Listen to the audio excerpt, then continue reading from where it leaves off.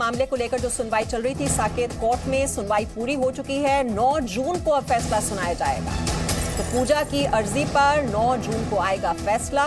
1 हफ्ते सभी पक्ष जवाब दाखिल करें, ये कोर्ट की ओर से कहा गया है। यानी सारे जो पक्ष हैं इसमें वो अपना अपना लिखित जवाब दाखिल करें कोर्ट में, और फिर 9 जून को फैसला सुनाया जाएगा। हिंदू पक्ष की ओर से लगातार मांग की जा रही है कि पूजा का अधिकार उन्हें दिया जाए। वहीं कोर्ट ने हिंदू पक्ष से यह सवाल पूछा कि वहां पर इतने सालों तक पूजा नहीं हो रही थी, तो फिर उन्हें यह अधिकार किस आधार पर? And therefore, this place has acquired a right of worship. And they argued on the basis of the 1991 Act, which is the Places of Worship Act, and also on the 1958, which is the Monuments Protection Act, 1958. The short answer to that question was that the character of a monument is determined on the date the monument comes under the protection under the 1958 Act, or before that 1914 Act or 1904 Act. Once the character is determined on that date, then the character of that monument cannot be changed. That was one question which was answered.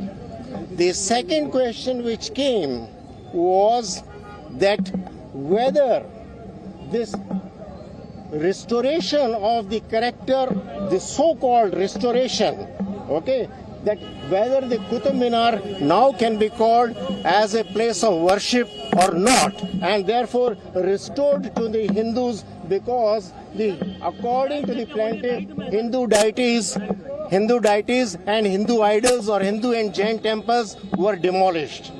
The short answer to that is that yes, there is an inscription on the Qutub Minar itself that the remains of 27 temples were used, but it is nowhere available in the records that the remains were the material which was used in the building was from the temples or not.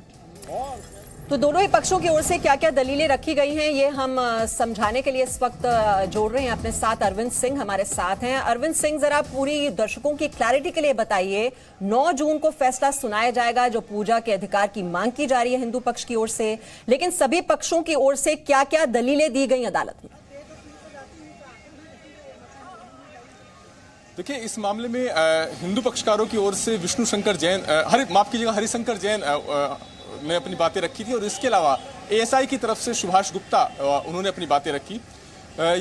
Harishankar Jain की तरफ से ये कहा गया है कि ये जो जगह है, ये बात सर्वविदित है कि 27 हिंदू और जैन मंदिरों को तोड़कर कुव्वतुल इस्लाम मस्जिद की तामीर की गई, उसको बनाया गया। कुतुबुद्दीन ऐबक ने इसको बनाया, और 1192 में से जब से ये मस्जिद बनी है तब से यहाँ पर नमाज नहीं पढ़ी गई है। तो उनका ये कहना है कि ऐसी सूरत में अगर एक बार किसी देवता की संपत्ति कहीं पर रहती है, कहीं पर देवता विद्यमान रहते हैं, तो वो हमेशा के लिए माने जाते हैं, उनका पूजा का अधिकार हमेशा के लिए रहता है।